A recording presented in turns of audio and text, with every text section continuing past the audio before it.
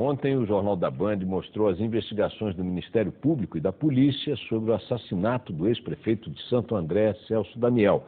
O crime ocorreu há 10 anos. Hoje você vai ver a primeira entrevista do irmão da vítima após um exílio na França e a situação dos principais personagens citados nessas investigações. O Ministério Público de São Paulo aponta que há 10 anos Santo André era o principal centro arrecadador de dinheiro irregular para campanhas do PT. Daqui, milhões de reais teriam sido desviados ou cobrados na forma de propina de empresários da cidade. Os desvios dessa quadrilha que nós apuramos aqui chegam a mais de 100 milhões de reais.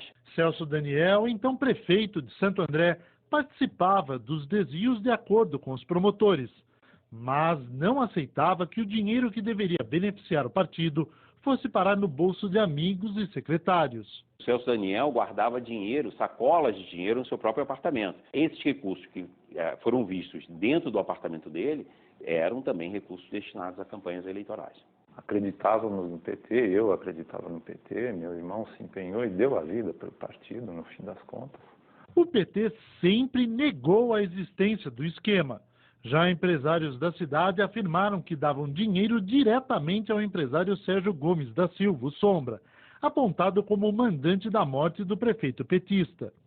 A quebra do sigilo bancário de Sombra mostra depósitos suspeitos nas contas dele. O Ministério Público moveu 2 processos, um sobre o assassinato de Celso Daniel, outro sobre o esquema de desvio de verbas em Santo André. Entre os suspeitos de corrupção, nenhum foi julgado, graças a manobras judiciais que têm permitido que eles continuem levando uma vida normal. Na primeira entrevista que dá a uma TV desde que voltou do exílio na França, o irmão de Celso, Bruno Daniel, diz que saiu do Brasil porque ele e a família eram ameaçados de morte. E muitas pessoas que foram ameaçadas foram executadas. E depois de várias mortes que tinham algum tipo de relação, direta ou indireta, com a morte, com o assassinato do meu irmão, depois de recebermos tantas ameaças, nós achamos melhor continuar a nossa luta de fora. Bruno confirma o que disse aos promotores sobre os desvios de verbas na Prefeitura de Santo André. O Gilberto Carvalho, no dia da cerimônia de 7º dia do assassinato do meu irmão, contou ao meu irmão mais velho, João Francisco, e a mim, que havia um esquema de arrecadação de recursos para financiamento de campanhas, e ele próprio levou ao José Dirceu, que na época era presidente do Partido dos Trabalhadores, 1.200.000 no Corsinha preto dele. Os principais personagens dessa história são José Dirceu, ex-presidente do PT, é citado como o homem que recebia o dinheiro desviado da prefeitura. A Procuradoria da República chegou a pedir a abertura de inquérito contra ele, mas o então presidente do Supremo Tribunal Federal, Nelson Jobim, negou o pedido, afirmando que o Ministério Público não podia investigar crimes. A decisão temporária de 2004 ainda não foi julgada pelo STF. Dirceu, que foi ministro do presidente Lula, nega tudo. Gilberto Carvalho, então secretário municipal de Santo André, teria dito aos irmãos do prefeito que pegava o dinheiro do PT com Celso Daniel e levava diretamente a José Dirceu. Desmentiu tudo em juízo.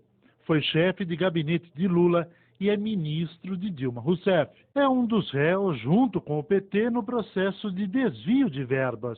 Miriam Belchior, ex-mulher de Celso Daniel, também teria falado sobre o esquema família do político. Aos promotores, desmentiu o fato. É ministra de Dilma Rousseff. Sérgio Sombra, acusado de mandar matar Celso Daniel, deve ir a julgamento até o fim do ano. Também não foi julgado pela participação no suposto esquema de desvio de verbas. Permanece em liberdade. Se o prazo for estendido demais, nós já temos 10 anos da morte, a prescrição pode favorecer todos os réus desse processo. Pessoalmente, eu me sinto muito frustrado com isso. Nós temos a esperança de que haja condenações e que a sociedade se mobilize para que fatos como esse nunca mais ocorram. Todos os personagens citados nesta reportagem foram ouvidos pela Band, mas não responderam aos pedidos de entrevista.